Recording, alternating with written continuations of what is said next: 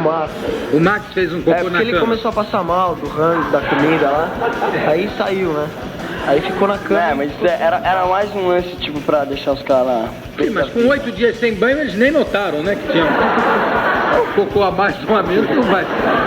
O mundo da música talvez guarde as histórias mais inusitadas do mundo das celebridades. A década de 80 provavelmente foi onde essa galera mais perdeu a noção de liberdade, até porque o acúmulo de riqueza e de poder na música parecia não ter fim. Nesses mesmos anos 80, o hard rock, mais precisamente a galera do hair metal, dominava o mundo. O thrash ainda imperava no underground e o grunge, que viria por fim nisso tudo, estava apenas plantando suas sementes. De brigas no palco e extravagâncias na rua, esses caras simplesmente não tinham mais noção de limite. E quanto mais doida a manchete, mais parecia que era legal pra eles. Nessa época também os caras não ajudavam com a fama do rock. O estilo era bem controverso e a maioria das pessoas achava que rock era coisa de maluco. E os caras também não ajudavam a mudar a visão deturpada que a maioria das pessoas tinha sobre o estilo. E por isso esse estilo vivia sendo o alvo de crítica. Esse vídeo hoje vai falar sobre isso, um monte de história absurda e maluca que aconteceu aí durante os anos 80, numa época onde esses caras simplesmente não tinham limite, porque eles simplesmente eram os donos do mundo. Saudações a todos, se você está chegando aqui pela primeira vez, já vai se inscrevendo nesse botão bem aqui de baixo, e quando esse vídeo terminar, deixa um comentário aí dizendo o que você achou.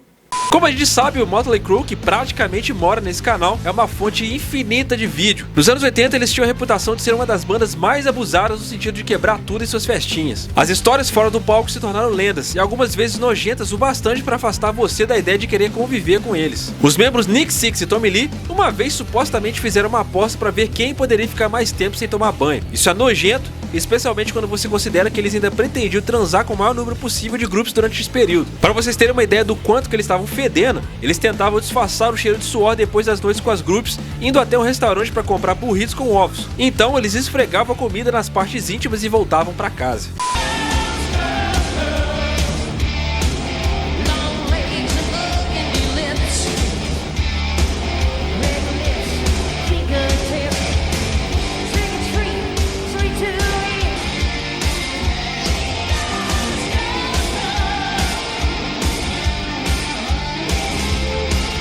Com essa aposta maluca, houve um dia fatídico onde esses caras levaram grupos pra casa. Vamos dizer assim que ela meio que ajoelhou pra rezar, e quando o Nick Six abriu a calça, meio que veio aquela maré no nariz dela e foi tão forte que a mina simplesmente vomitou nele. E não era pra menos, né? O Nick Six usava uma calça de couro todo o santo show e nunca tomava banho. É claro que quando ele abrisse aquela calça ali, não ia sair nada agradável. Caraca, muito nojenta essa história, na moral.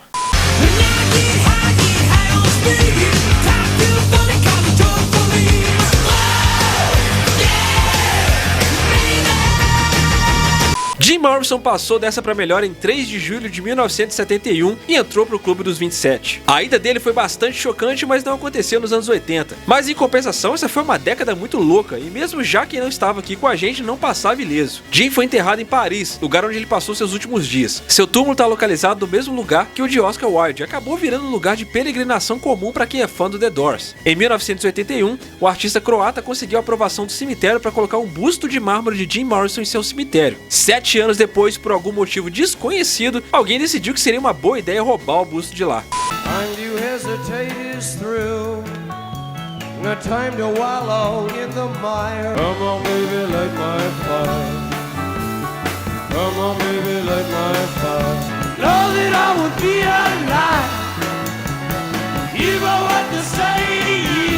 E aparentemente nunca mais voltou pro lugar. Mexer no túmulo de alguém já não é uma coisa muito respeitada, vamos dizer assim, né? Agora, fazer isso com um dos músicos mais aclamados e amados do seu tempo é, vamos dizer assim, bem louco. E eu tenho certeza que nesse momento alguém tem um busto muito maneiro do Jim Morrison em sua sala.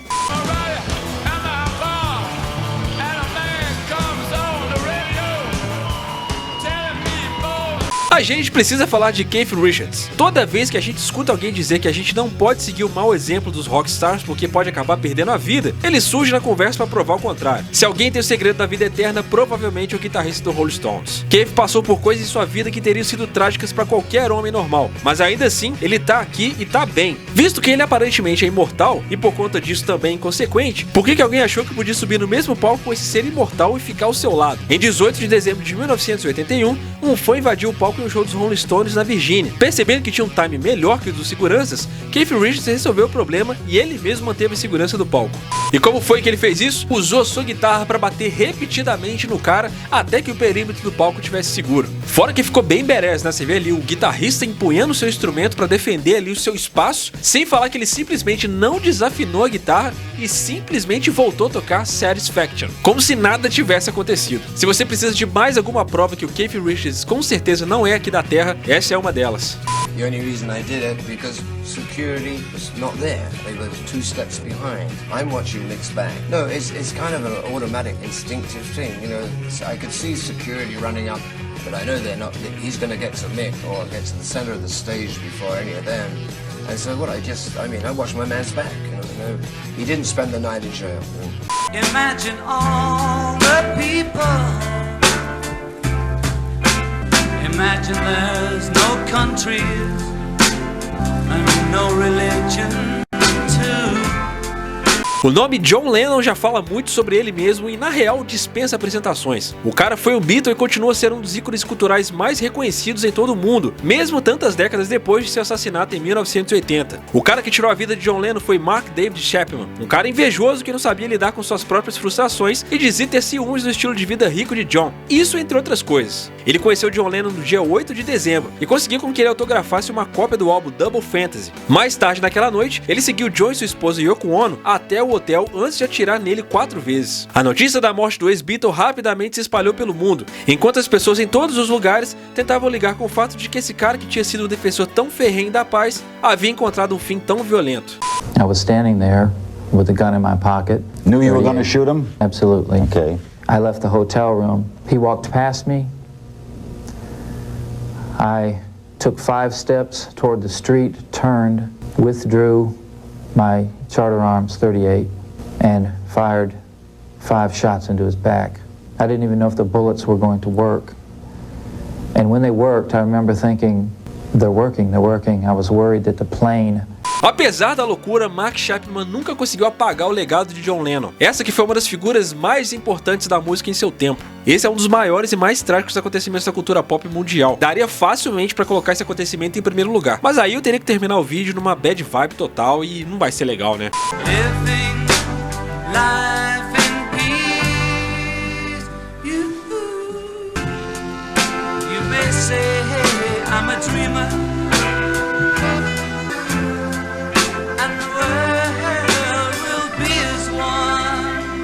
E claro que não teria como fazer uma lista com loucuras na década de 80 sem citar o nome do Príncipe das Trevas. Ozzy é facilmente um dos artistas mais sem noção de todos os tempos e provavelmente ele criou o estilo rockstar inconsequente sem limite. A vida dele foi marcada por infinitos escândalos e tudo que ele fez levou ele a se tornar um lunático para alguns e um ídolo para outros. Uma de suas loucuras mais icônicas aconteceu em fevereiro de 1982 em San Antonio, Texas. Ozzy estava na cidade e precisava meio que se aliviar, então ele decidiu fazer seus negócios à moda do campo e fez xixi contra a parede. Mal sabia ele que estava realmente urinando em um memorial dedicado aos soldados que morreram na Batalha do Alamo. E vocês sabem, né? Os americanos levam muito a sério essa coisa da honra daqueles que lutaram por seu país. E claro que imediatamente o Ozzy foi preso e banido da cidade por 10 anos. Ah, e sem mencionar que isso tudo aconteceu enquanto ele estava usando um vestido que ele pegou emprestado da Sharon. Que homem, meus amigos, que homem. During one drunken bender, Ozzy even managed to offend the entire state of Texas, the Alamo.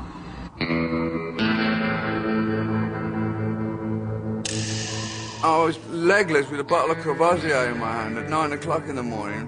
I wanted to take a pee, so I find this old wall and I've got this green evening dress on. I'm standing there having a leak.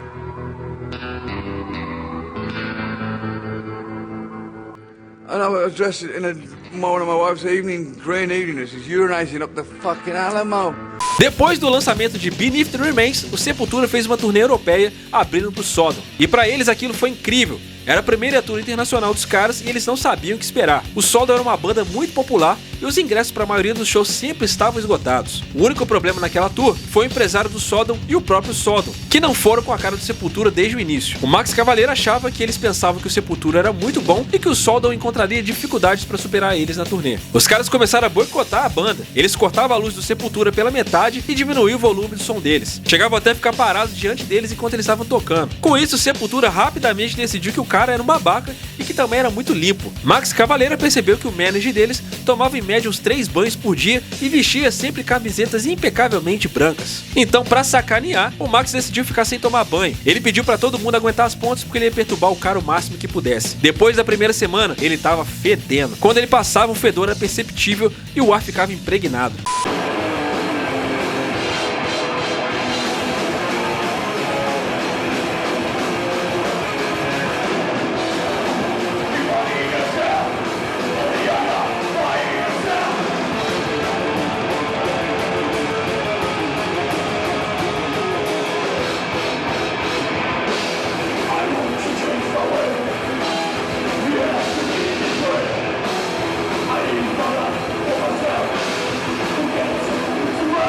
E o Max manteve a promessa, ele não tomou banho até o final daquela turnê. Ele saía do palco com aquelas roupas suadas, ia se deitar com aquelas mesmas roupas e se levantava do mesmo jeito pro dia seguinte. Cabelo ceboso, imundo de suor, mas ele queria incomodar os caras do Sodom. E aparentemente deu certo. E vem cá, o negócio do...